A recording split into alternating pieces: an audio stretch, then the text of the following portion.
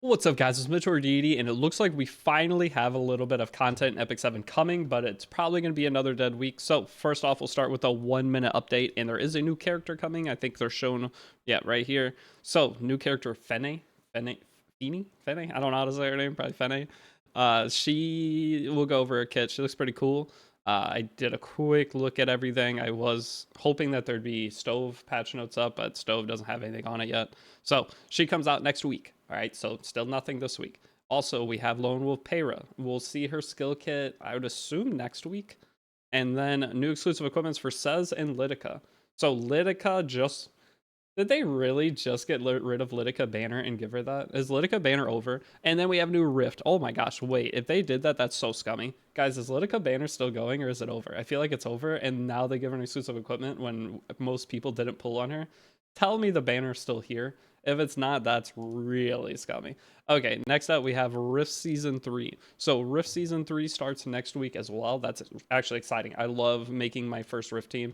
I have fun with it. The first Fire Rift, I built a bunch of stupid characters and wasted a ton of Molagora, but I had fun doing so. Having PvE content that's actually kind of challenging, you have to use your brain.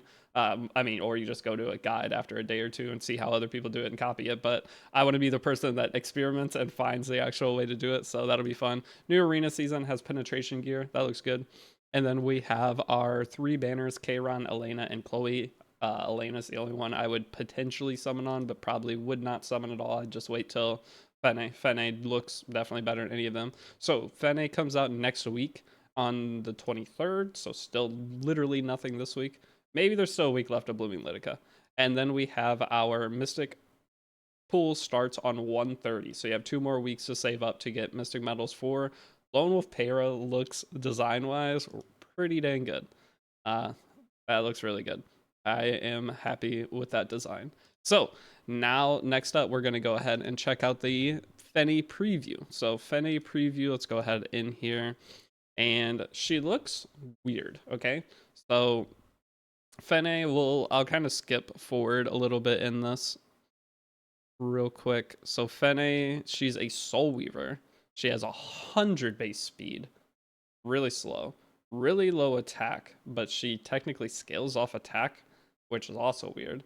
But here, we'll go into it. Here are her base stats: 100 base speed. She gives herself a ton of crit chance, which is nice, but she scales based off injury damage inflicted on herself, which in your mind you would think, hey, that could be good against Death Dealer Ray. But the thing is, once you're injured, Death Dealer Ray and a Soulburn Illinav does so much damage to you.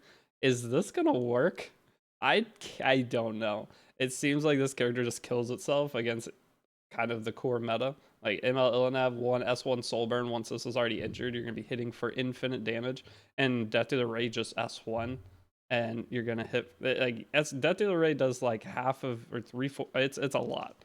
Okay, and there's also the new kid Aiden out and stuff like that. So this whole injury gets more damage dealt to them based off injury, and then they release this character. And the thing is, we have rifts. So normally this would be the character that's really gonna rift for some reason. It doesn't make sense why it'd be good in rift because it has injury damage.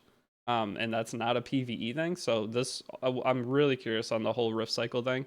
But here's our skill 3. After consuming 15% of the caster's current health and inflicting injuries proportional to consumption on itself. Okay, so you're taking 15% injury damage the moment you click skill 3. And then the caster becomes enraged, or absorbing some of the damage as health. So she heals herself too. So she injures herself, and she injures herself, and then she heals herself some. And then the caster becomes enraged for 2 turns, which is nice. The extra stats from enrage is nice. Damage dealt increased proportional to the caster's injuries. Okay, so the damage is based off injuries, but it doesn't say anything here, so that technically would mean it's attacks-based scaling, right? It's not HP-based scaling, it's not defense scaling. I was thinking maybe it'd be defense scaling, but it's not. So we'll see. This is a defense broken ML haste, and it hits it for a lot of damage. And this thing has 17,000, it has like 22,000 HP, and it's injured, maybe more. But it did 30k there. That's not terrible for a Soul Weaver. I mean, increases crit chance by 30%, and then she revives herself. So Attack and speed increase proportional to caster's injuries. So see, she scales off attack, but she has 600 base attack. I'm really confused. Upon receiving lethal damage, revives with 30% health and grants a barrier to caster for 2 turns. Barrier strength increases proportional to the caster's attack. So the higher attack you have, you get a decently chunky barrier. But again, you're injured. So half the core meta characters that deal additional damage based off how much you're injured obliterate her, right? It seems very weird. She's gotta be just rift. You could maybe try to use her in PvP. Maybe she's gonna be super good. It's hard for me to say she'll actually be good. Her damage is nice though. And I mean she might be kind of hard to kill at the beginning. She'll be harder to kill once or easier to kill once the damage ramps up. Or like as the match goes on, the further into the match, she'll be super easy to take out. But she also deals more damage as you get further. It seems weird, man. I don't even know how I'd build her. Would I build her fast? Because I don't know. We'll go over the full thing. But she revives, okay? So the revive is pretty cool. But she can only do it once per battle. It's not like an Arbiter Vildred. It's not like any other like multi-reviving character. It can only be one time per battle, which I also thought was slightly weird. That there's no cooldown on that. It's just you get one. I mean, I guess it's like Fire Mercedes. Like a Fire Mercedes, the buff she gives herself. And then her last skill here is going to be after consuming 15% of the caster's current HP on an S1 again, by the way. On her S3 and S1, she steals 15% of her HP. No matter what button you click, your character is losing 15% of her HP. And attacks and recovering health of all allies. So her S1 heals all allies. So in my mind, I was like, could I maybe do this on counter set?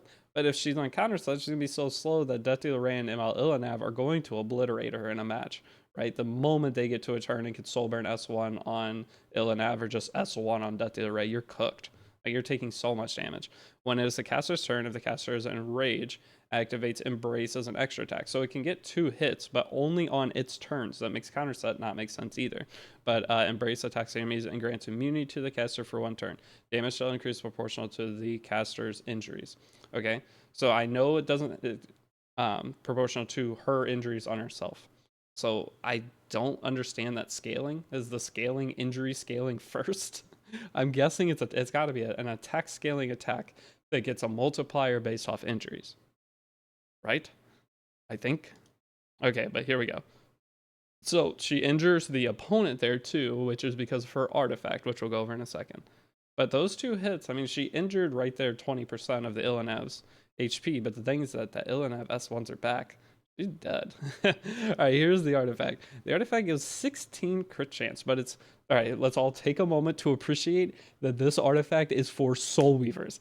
If this artifact was for anything that wasn't a Soul Weaver, this might be cooked. This artifact is so strong. So thankfully, it's not like a warrior artifact or anything like that. It is for ace or assassin. It's for a or a tank. Imagine a tank on this. Like it was ML Landy on this or something. It's super injury ML Landy.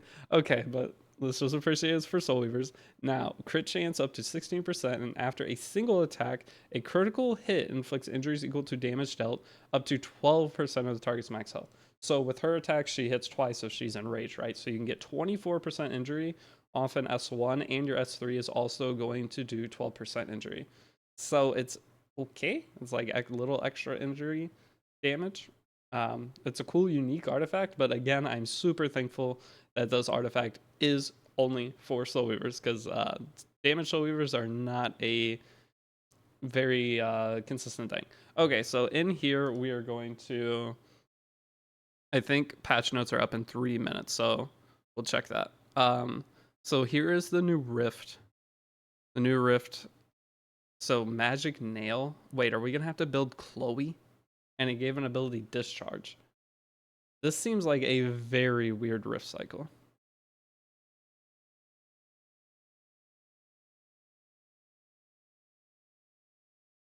Okay. So it looks like the exact same as the other one, just instead of the serpent thingies, you have these electrics. Is that it looks basically the same? But it's for blue, okay? So we knew it would be blue Rift. So I'm curious after this Rift if it cycles back to fire. Okay, yeah, it literally seems like the same as the other one. You're just stacking those discharge stacks, and I'm sure that either reduces his damage or something along those lines. So it looks like the boss inflicts injury to your front character here. Or I don't really understand.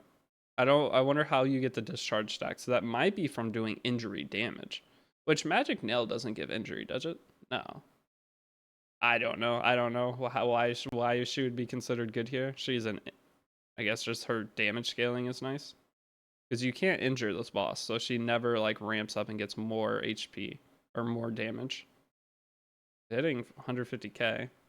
I don't really understand why she would be good here though. Okay, so that's fully discharged, so we get one hit for 42k.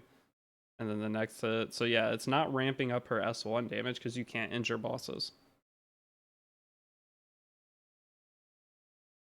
But maybe it's something to do with the nodes in the fight. A Soul Weaver, probably something to do with a Soul Weaver gets extra damage or something. I don't know. We'll see. Because she just attacked 2 times in a row right there. So there's gonna be some kind of node or something that makes her really good. But are we gonna be building blue Chloe for this? That's actually crazy. All right, then it has her like in an actual arena match here. They're using a Fire Tenebria, which is kind of sick actually. Fire Tenebria is always, why would you not just use Archie Mercedes here? But sure, Archie Mercedes kind of just wins this fight by herself. They're trying to have fun. All right, but I want to see. So the thing is, her character animation. I think it's under my face cam. Oh no, you can see it. It looks like she's always sleeping. Like I'm curious what her sleep animation actually looks like. I guess it would be at the beginning of the fight, but her sleep animation. Hold on, can we see it here? Yeah, her sleep animation looks almost the exact same. There's like no change, but she looks okay overall. I would say like she looks okay. Will probably usable if you really want to use it. But the new Rift I am super excited for. All right, let's see if there's any stove notes. I Yeah, there is stove notes. Okay, so let's go over stove notes. Oh, preview of the new character. Okay, of ML Peira. So Kairon and Shepherd Hollow drop rate up. We don't care. New hero Moonlight Peira. Skill information. So skill information on Peira. We'll do a quick one. I'll do like a more like longer video going over. Attacks enemy 75% chance to decrease defense for one turn. Successful attacks inflicts additional damage proportional to caster's attack. Attacks all enemies with a soul burn, probably 10 soul burn, can't trigger a duel. She's another evasion character. At the start of the turn, increase attack by 20%. Effect can stack up to 5 times. At the end of the turn, increase combat radius of all allies by 10%. Grants dispels 2 debuffs from all allies before granting Rampage to dark elemental allies for 3 turns. All right, wait, hold on. Dispels 2 debuffs from all allies before granting Rampage to dark. I mean, that seems weird. Maybe it's okay. Dispels 2 debuffs from all allies for grants swift attack to all allies except for the caster. All right, we have to see what these skills do because I don't know what is Swift Attack and what is Rampage. Are those 2 new abilities? I'm guessing those are 2 new abilities.